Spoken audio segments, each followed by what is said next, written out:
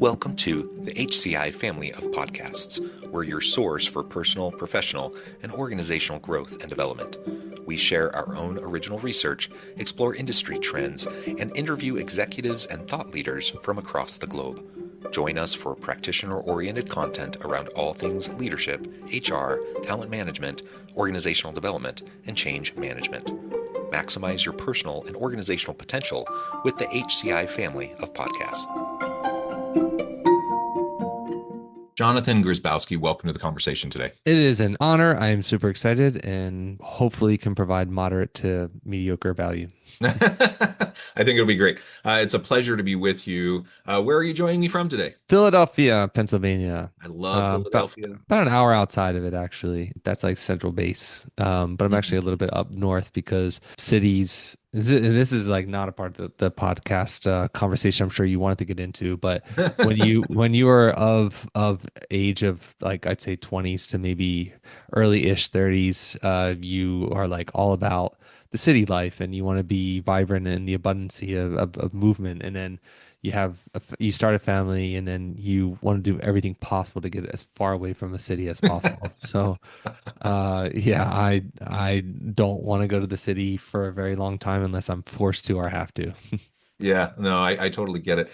Yeah, I'm torn between urban and rural. I grew up in the Pacific Northwest in Salem, south of Portland, Oregon, which is medium-sized city, state capital. But then my family moved out to Northwest Missouri, rural, totally in the middle of nowhere. Like the biggest city in the county is like 1,500 people, and then I ended up out here in Utah. And I've been in Utah for quite a long time, and it's kind of just urban sprawl, and it's kind of medium size, outside of Salt Lake City. But I love going back to visit family in Missouri, even though they're in the middle of nowhere. And there's a part of me that could just 100% see me, almost like homesteading, like having Mhm. having a plot of land and like doing all that kind of stuff. And it's just a really appealing setting and lifestyle. I don't think my wife would ever go for it, but Uh, it's definitely, I love having that pace and that just the beauty around us. I guess in Utah we're fortunate that we have, a lot of mountains and lakes and national yeah. parks, and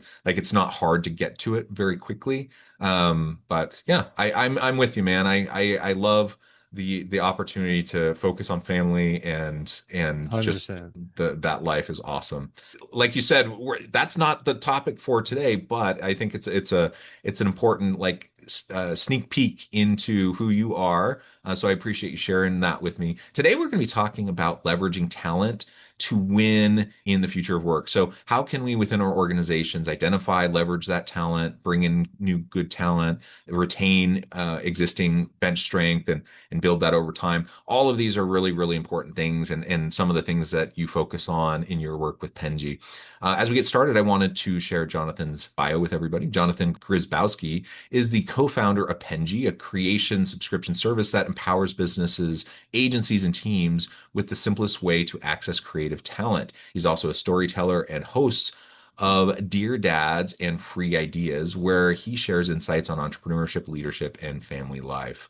I love that. Johnathan, a pleasure. Welcome. And anything you would like to add by way of your background, personal context, or a little bit of a background on Penji? Yeah. I'm not good at a lot of things. I'm actually not good at anything. And I just, everything that I've done in life has been through hard work and determination and not getting back up. And, I hope the answers that I provide, add a little bit of help to help you on your journey. Yeah, no, I appreciate that. And we're all building the plane while we're flying it, right? We're all trying to figure stuff out. And it's all about the journey. And like you said, fall down, get back up, and have resilience in the face of the challenges that we all face, because we all got them. We all have stuff that we're dealing with. Many. Tell us a little bit more about Penji and your work there, co-founding and ramping up, and really what your goals are there. That is the goal question is probably the 20-30 minute long conversation.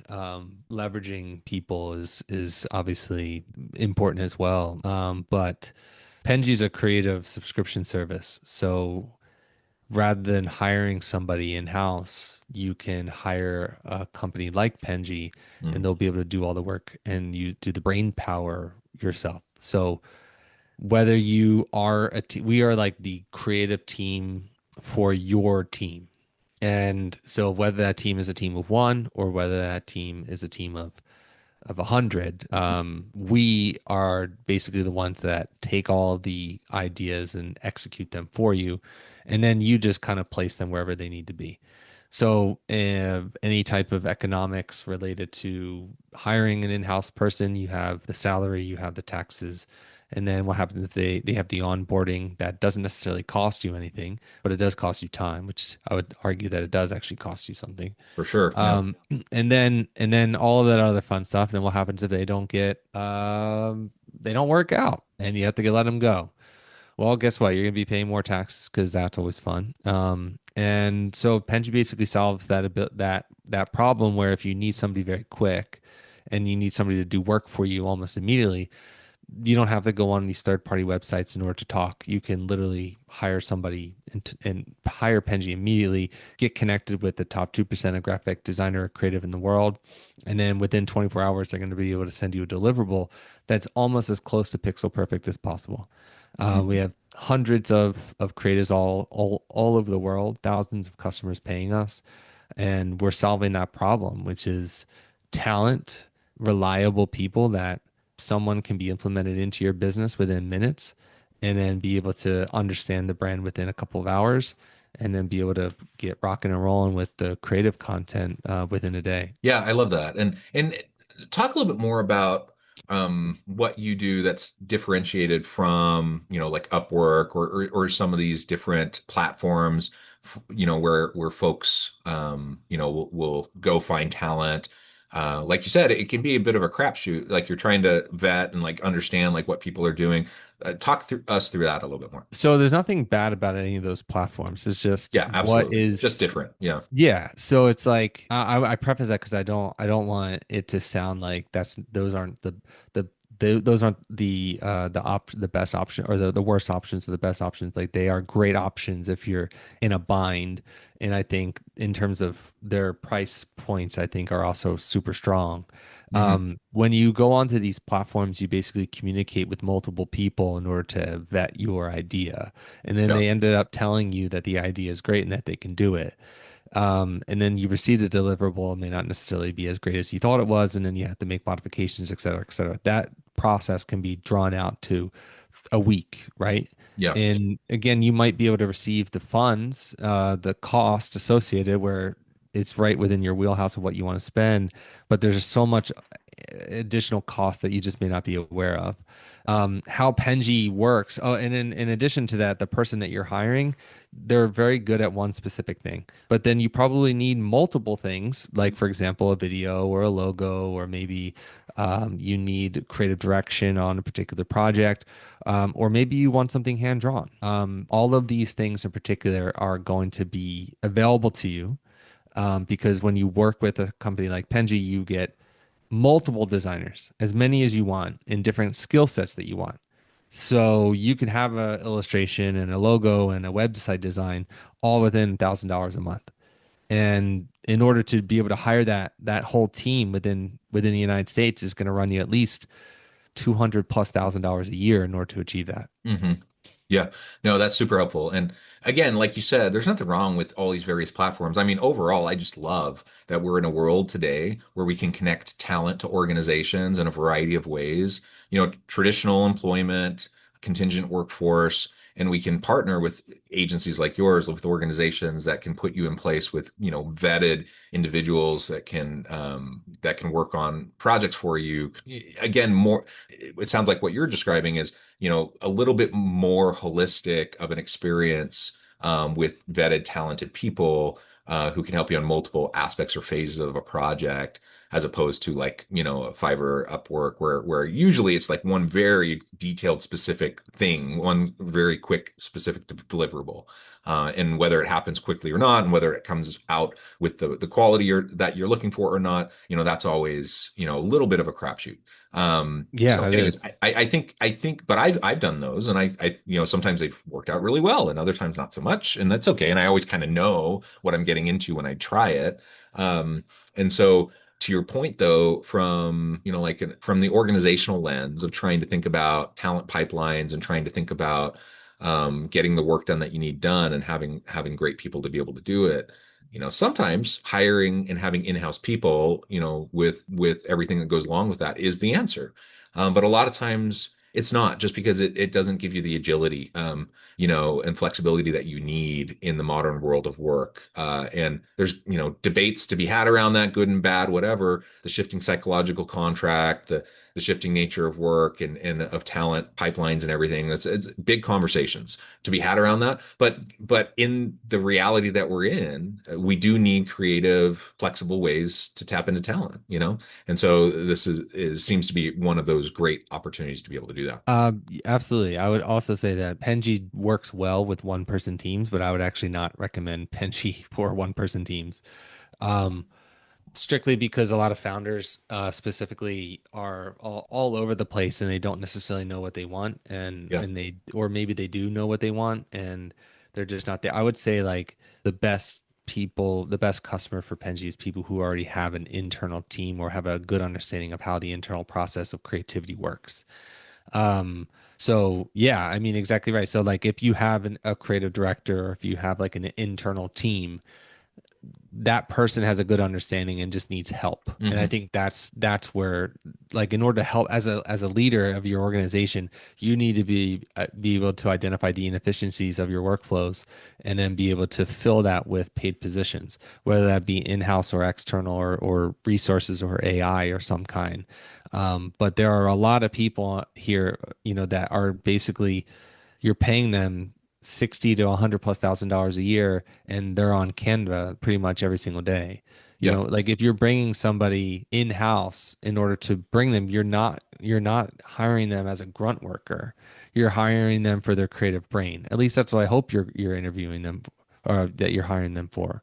So if you're bringing them in for creativity purposes and contribution to the actual business as a whole, then you need to be able to leverage that to the best of your ability as a leader. And you should not be giving that person grunt work. If there is grunt work in your business, you should outsource it.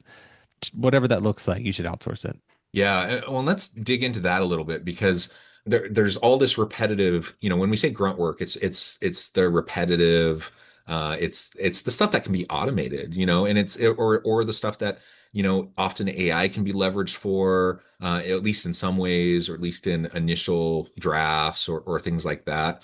Ideation and things like that. How have you seen that impact your work, your organization, and like broader kind of thoughts around just what this means for the future of work as organizations are trying to optimize talent, lean into these disruptive technologies, and also recognize, you still need the human creativity to be a key part of all of that. Love AI, love all of it. Our designers and creatives, they are told to use it. Yeah. To your point, it still needs a brain. So therefore, regardless of whatever ideas that you have, it still needs to be able to something needs to be created with somebody else. And I think that's kind of like where Penji comes into to play is that creativity brain. Whereas like you actually want to filter 17 times in order to find something that's good for within AI? Probably not, especially because like when AI is creating the designs, it renders quite a bit and requires a lot of information and time. So therefore that's like additional time that you you don't want to spend time on. So therefore, like, should you do it? And if that's the answer, then sure. If that's what you can afford, then go for it. But again, like as your business grows, you need to outsource to the best of your ability. And whatever that business looks like, as a single person business, it's probably sales. So then go back to doing sales. If it's a internal team and you're the marketing or the ads person, you shouldn't be designing the ads. You should be putting the final touches on the ads in order to make sure that they run properly. So, like, will it ever be disrupted? Sure, it's going to be moderately disrupted, but I think in the end, it's just another tool. It's just right now it's like this is the fancy tool. This is the carrot that's being dangled in front of everybody and it's shiny and new and cool. And it is cool, but I think to your point, I think it still needs a creative brain to achieve it. Yeah, well, and the AI adoption across organizations, I mean, at this point, we're still fairly early stage. For most organizations, they're not very sophisticated in how they're adopting AI usage, and it's largely very ad hoc and haphazard, various frontline employees trying to figure out how they can utilize certain tools to help enhance what they're doing in their jobs, and not a lot of high level strategy or coordination from what I can see in most organizations around AI usage. And that's why there's increasing number of like reports coming out, and studies coming out around the ROI of AI investments, and the actual practical, usage, and how it's benefiting organizations. It hasn't caught up to the investments yet, Mm. and will it? Probably. It's such a great tool, but you have to be very strategic and intentional around usage and implementation. One of the things that people always talk about when it comes to talent, when it comes to AI, is displacement. Like people are gonna lose their jobs and be taken over by AI agents and bots and such. And to your point, like especially when we're in the creative realm, these tools can be super helpful. But they can't do it on their own. Like otherwise you get, the AI slop that everyone's talking about, like the proliferation of AI slop, that there's so much content that is kind of crummy that people just put out because they can produce crummy content quickly. If we want really good quality content, and I think there'll become a more and more, it'll be a differentiator between like the slop, the AI slop, and the great content. And it's that great content is human driven. And so that's something that we have to pay close attention to. And while yes, will there be task disruption? Will there be, certain things that we used to do that we won't need to do anymore because we can automate it, because we can have AI or, advanced deep machine learning, robotics, whatever, to help with those sorts of things? Sure, there's going to be task disruption, and even some role disruption, and even career disruption. That's going to happen, but it always happens. It happens anytime you have any sort of advancements or technology or innovation. What I see and what it gets me excited about the age we're in, and as I look forward to the future of work, is just how much it can free people up to do the real human work that most of us would prefer to do. Like, how many of us want to do those repetitive, mundane tasks over and over again? I don't. Like I love that more and more I can either outsource it or have these other automations that can help me to do those things, so I can focus more on strategic stuff, on creative stuff, on human interaction, and those sorts of things that really drive meaning and purpose in the work that I do. And that's what gets people engaged and sticky in their positions in their organization, so they stick around. A lot of people like doing tasks, and it's fun to be busy. But I think it's just another excuse. To be honest with you, like a lot of the AI stuff is just an excuse for being scared or for being nervous about the disruption that it is. Like even before AI, there were still tasks that needed to be done, and you did them because you felt like you were being busy. But in Mhm. actuality, you contributed absolutely net zero, if not net negative, for Right. the business. So it's like, this is just again a shiny new toy that's super cool and amazing, and it can be used and leveraged. But at the end of the day, it's like what are you trying to do for what are the first question is like, what were the goals? And it's like, Yeah. well, if you need to whatever that goal is, right? I'll give you a perfect example. I was doing I my one of my dreams in life is to own a winery, Oh, nice. and I don't really care about putting these people on blast because I think they're absolutely foolish for the decision that they made. They were going to sell it, and then I was going to be a moderate owner, I guess, right? And it was really awesome and it was really cool, and they wanted to keep it in the family, and that's whatever, that's fine. I basically and I was consulting and things like that for them from a personal standpoint. My I grow businesses. That's all I've ever done. Never had a real job. This is all I've ever done. Um, I don't have a W-2. I've never had a W-2. So, here I am and I grow businesses. And they said, well, we actually don't want your help consulting. I was like, sure, whatever, it's fine. And then I said, oh, and listen, if you want to grow, I really think you're making a mistake if you want to grow the business. But if you don't, then you're already successful. And so Yeah. they made the decision that they don't want to grow the business and they want to make a modest, maybe a million-ish a year, probably not, but somewhere close to that. And my dreams were always to take it to like 10 million or to Hmm. 5 million or whatever that number is, because that's the logical step. So if you want to, at least to me, is the logical. But like if you want to make a modest $100,000 a year, hey, that's cool. Like you can do that and you can do Yeah. that really well and you can actually do a lot of tasks every single day and you can be busy or fake busy and you'll be awesome. You'll live a good life. I think. I don't know. But you'll live a good life. But then there's other people who want more than that, or at least believe that they want more than that. They want to make $1 million themselves a year. Okay, cool. Well, what does it take in order to achieve that? Then, well, what are you going to be doing in with your time when you are able to achieve $1 million a year? Probably not what you're doing right now when it comes to AI and dicking around for like 4 hours in order to try and figure out how to use it. So like that's I think that's like if you want to leverage people, I think you have to start off with like what do you want to be when you grow up? And if you don't Mm. have that answer, that's totally cool. But I would have at least some moderate level of like achievement. And to me and to Penji and my business partner and things like that, like that's the one thing that we agree on is the job's not done and the job's not going to be done until, and even when that job's done, it's not still not done because there's going to be another job. Like we have very outlandish crazy goals, and it takes crazy person to be able to do it, and it takes the help of people like yourself who have an audience that have no idea who Penji is to be able to potentially, at least if not build one friend, build multiple friends that are listening. But I think it starts with the goal. Whatever that goal is, it has to be crazy or moderate, and then you just focus your whole life or energy on that particular thing. And whatever it takes in order to get that, you achieve it. Yeah. Yeah. I love that.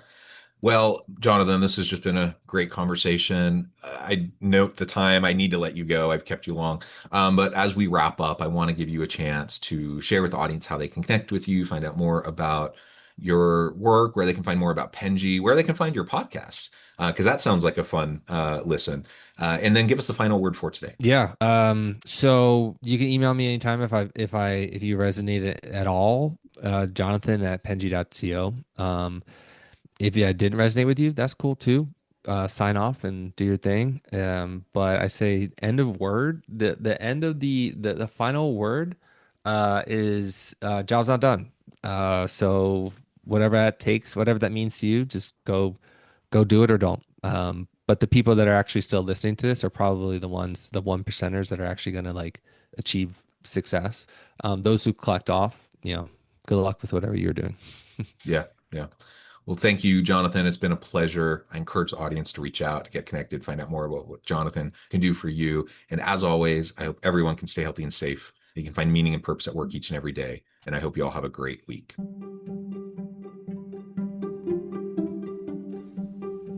Thanks for joining us for this episode of the podcast. We hope you stay healthy and safe, and please join us again soon.